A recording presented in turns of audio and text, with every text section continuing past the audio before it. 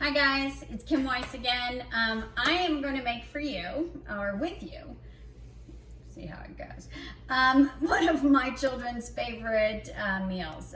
In fact, my son Dylan, who's operating the camera oh so well, is home from college, and this was actually his request. In fact, he even has a friend who wants to know how to make this, so hey, it'll work all the way around.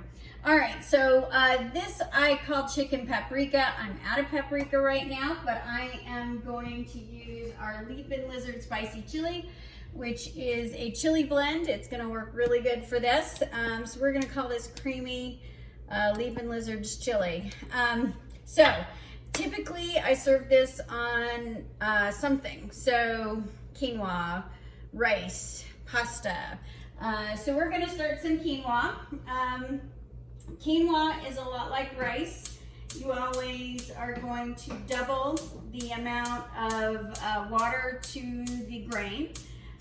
But unlike pasta where you don't want to start it, sometimes this gives me a problem. It doesn't catch immediately, and of course it's gonna do it right now.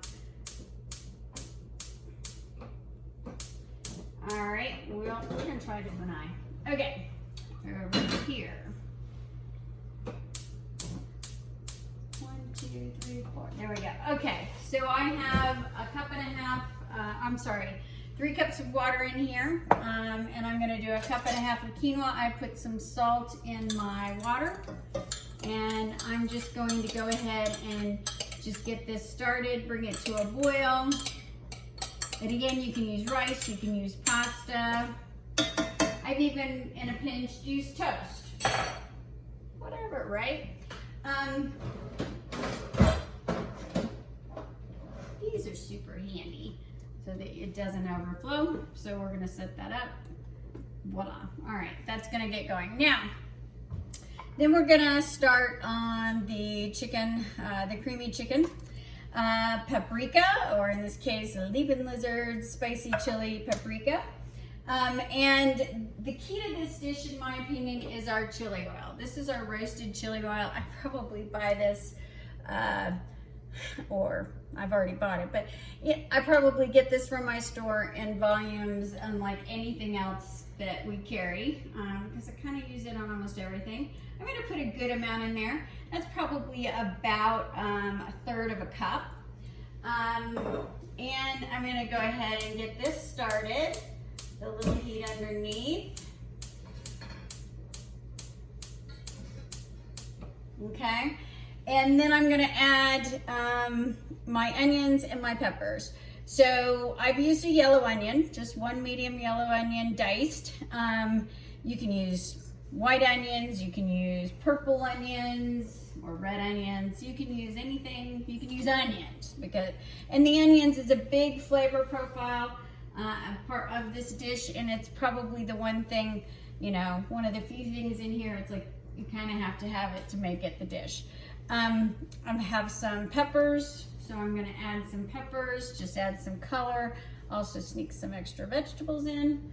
When you have as many children as I do, you realize how important that is as they grow up, because you're never quite sure how much gets in. Now, we have the oil heating up, we have the onions, we have the peppers. We're going to add a really healthy amount of this chili, which is quite spicy, this chili blend. So that was probably about 2 tablespoons. You don't have to add the onions. You don't have to add the peppers, but you really do need the onions. You absolutely need the chili spice of some kind. Again, I'm suggesting our Leapin' Lizard spicy chili. And what I'm going to do is I'm just going to saute these onions until they start glistening, really, is what happens. When onions start to release their sugars, they kind of just go a little like glossy. And that's kind of when you know you're done, or when we're at the stage that we're going to add the chicken in here. So this is a medium-high heat. It's not a low heat, it's a medium-high heat. And this doesn't usually take very long, a couple minutes tops, but we are getting there now. While I'm waiting for that to kind of get going, I'm gonna get my chicken out. So I'm using chicken thighs. I've been using chicken thighs for years. Frankly, they have more flavor than a chicken breast.